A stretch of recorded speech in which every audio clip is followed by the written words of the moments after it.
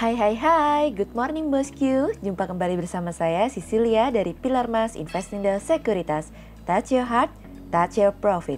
Bosku, aku lihat di berita nih, walau ada aturan dan larangan mudik, namun ada saja ya warga yang tetap nekat mudik ke kampung halamannya.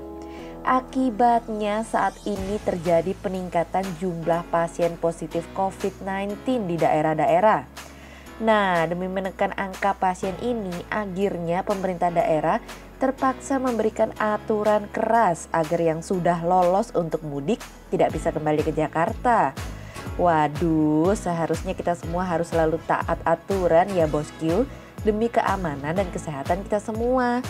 Jangan sampai jadi begini, kan yang susah kita juga, bener nggak bosku? Nah, seperti biasa kita akan mulai saja nih market review kita hari ini Kamis tanggal 28 Mei 2020 dengan episode paket combo.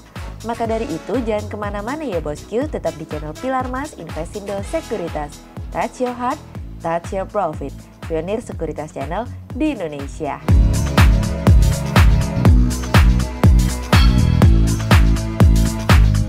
Seperti biasa kita langsung saja mulai dari Global Economics Calendar. Ada berita dari US MBA Mortgage Applications yang naik dari sebelumnya minus 2,6% menjadi 2,7%. Kemudian ada dari US Richmond Fed Manufacturing Index yang naik dari sebelumnya minus 53 menjadi minus 27.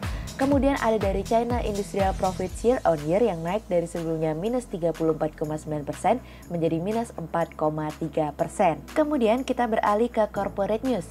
Ada berita dari PT KMI Wire and Cable Tbk atau KBLI yang menderita rugi bersih yang dapat diatribusikan ke pemilik entitas induk sebesar 13,66 miliar rupiah hingga periode 31 Maret 2020 dari iqplus.info. Kemudian ada dari PT Adi Sarana Armada Tbk atau ASA yang meraih pendapatan sebesar 701,62 miliar rupiah hingga periode 31 Maret 2020 dari iqplus.info. Kemudian ada dari PT Indonesian Tobacco Tbk atau ITIK yang telah menyerap belanja modal atau capital expenditure sebesar 10 miliar rupiah di 4 bulan pertama tahun ini dari kontan.go.id. Kemudian pada perdagangan hari Rabu tanggal 27 Mei 2020, IHSG ditutup menguat 14 poin atau 0,32% menjadi 4.641. Sektor industri dasar, perdagangan keuangan bergerak positif dan menjadi kontributor terbesar pada kenaikan IHSG kemarin. Investor asing membukukan penjualan bersih sebesar 274 miliar rupiah. Kemudian kita akan masuk ke market review kita hari ini. Cerita hari ini akan kita awali dari Eropa juga bergerak. Komisi Eropa akan segera mengungkapkan paket stimulus yang terbaru yang dimana hal tersebut diharapkan dapat menopang perekonomian Eropa nih bosku. Presiden Komisi Eropa Ursula von der Leyen akan mempresentasikan stimulus tersebut pada hari Rabu yang dimana stimulus tersebut berdasarkan rencana stimulus yang ingin dilakukan oleh France dan Jerman. Kami melihat apabila Uni Eropa mengeluarkan stimulus baru berdasarkan rencana Jerman dan France, tentu saja akan membuat koordinasi kebijakan fiskal menjadi lebih besar di kawasan ini. Dan tentu saja membuat uang euro menjadi lebih kompetitif dibandingkan dengan US dollar nih bosku. Tidak hanya itu saja, tentu saja saham akan bergerak mengalami kenaikan karena stimulus yang akan datang akan mampu mendorong bisnis yang sebelumnya terkena virus corona. Namun, kami masih belum dapat mendapatkan gambaran seberapa besar nilai stimulus tersebut. Namun, apabila nilainya besar, tentu hal tersebut akan disambut gegap gempita oleh pelaku pasar dan investor. Sejauh ini fokus utamanya adalah menantikan seperti apa stimulus tersebut karena tentu akan mempengaruhi pergerakan pasar ke depannya. Pemerintah dari negara-negara kawasan Euro terus berupaya untuk melewati masa sulit ini dengan memberikan stimulus untuk bisa mendorong perekonomian agar dapat berjalan kembali nih bosku. Namun, impact-nya tentu saja defisit fiskal diperkirakan akan melebar dan utang akan menumpuk naik yang dimana efeknya akan dirasakan dalam jangka waktu panjang. Bagi kami, menjaga likuiditas dan stabilitas jangka pendek sama pentingnya. Oleh sebab itu kami menilai baik jangka pendek maupun jangka menengah hingga panjang semua sama pentingnya. Karena apabila pemerintah Eropa tidak menyiapkan solusi apa-apa dalam jangka waktu pendek, maka impact-nya akan jauh lebih buruk. Fitch percaya bahwa rasio hutang di Italia akan meningkat sekitar 20 poin menjadi 156% dari GDP Italia.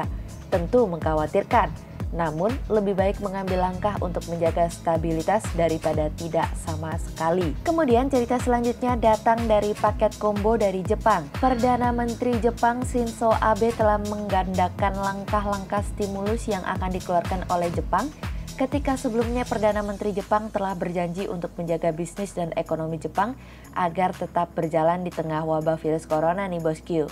Paket stimulus tersebut akan didanai oleh anggaran tambahan kedua yang memecahkan rekor dalam hal pemberian stimulus.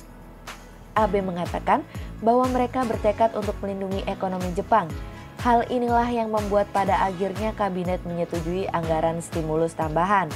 Sejauh ini pemerintah Jepang telah mengakhiri situasi dan kondisi darurat nasional meskipun prospek ekonomi masih dalam posisi yang sulit.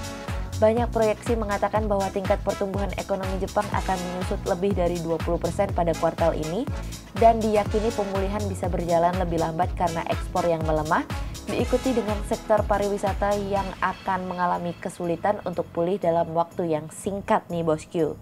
Paket ekonomi yang kedua ini juga akan meningkatkan pinjaman dan investasi yang didukung oleh pemerintah sebesar 39 triliun yen, sehingga mendorong rekor pemberian stimulus sebesar 62,8 triliun yen pada tahun berjalan. Pemerintah dan Bank Sentral Jepang menjanjikan kerjasama yang lebih erat untuk mendapatkan dana bagi dunia bisnis yang tengah kesulitan dan sejauh ini akan melindungi ekonomi yang mengalami pelemahan yang disebabkan oleh wabah virus corona. Gubernur Haruhiko Kuroda juga mengatakan akan membeli lebih banyak obligasi pemerintah apabila kurva imbal hasil obligasi perlu diturunkan kembali. Jepang juga akan meningkatkan penerbitan utangnya sebesar 59,5 triliun yen untuk mendanai tambahan anggaran kedua dan pinjaman lainnya serta investasi dalam paket stimulus yang baru. Saat ini fokus utamanya adalah pertumbuhan ekonomi untuk Jepang terlebih dahulu nih bosku. Sejauh ini kami setuju bahwa stabilitas jangka pendek merupakan salah satu hal yang terpenting untuk menjaga ekspektasi di masa depan, karena tidak akan ada masa depan kalau tidak ada saat ini. Hal ini juga yang dilakukan oleh Eropa untuk menjaga stabilitas perekonomian dalam jangka waktu pendek. Sehingga berdasarkan technical analisa, kami melihat saat ini IHSG memiliki peluang bergerak menguat dan ditradingkan pada level 4.582 hingga 4.702. Berikut stock watch pilar emas hari ini. Yang pertama ada dari Excel, kemudian yang kedua ada dari BSDE, dan yang ketiga ada dari MNCN. Berikut kami akan menyampaikan dua saham pilihan pilar emas hari ini ya bosku. Yang pertama ada dari HMSP atau PT Hanjaya Mandala Sampurna Tbk yang secara teknikal analisa dalam tren pada jangka waktu short term berpotensi untuk bullish dengan target 2400 dan tingkat probabilitas sebesar 68%, sementara dalam jangka waktu long term berpotensi untuk bullish dengan target 3350 dan tingkat probabilitas sebesar 60%. Kemudian yang kedua ada dari TLKM atau PT Telekomunikasi Indonesia Persero Tbk yang secara teknikal analisa dalam tren pada jangka waktu short term berpotensi untuk bearish dengan target 3000 dan tingkat probabilitas sebesar 48%, sementara dalam jangka waktu long term berpotensi untuk bullish dengan target 3850 dan tingkat probabilitas sebesar 60%. Berikut kami akan menampilkan 40 saham pilihan dari pilar emas.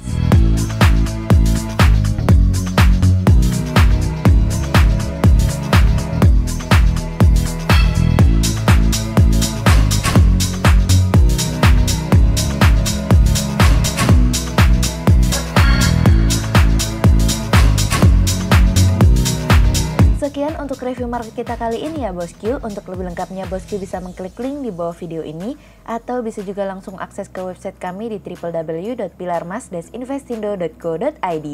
Dan jangan lupa untuk selalu jaga kesehatan buat para bosku ya. Kita akan bertemu lagi besok pagi untuk market review yang berikutnya. Jadi jangan lupa like, subscribe, dan tonton terus channel Pilar Mas Investindo Sekuritas. Touch your heart, touch your profit. Pionir Sekuritas Channel di Indonesia.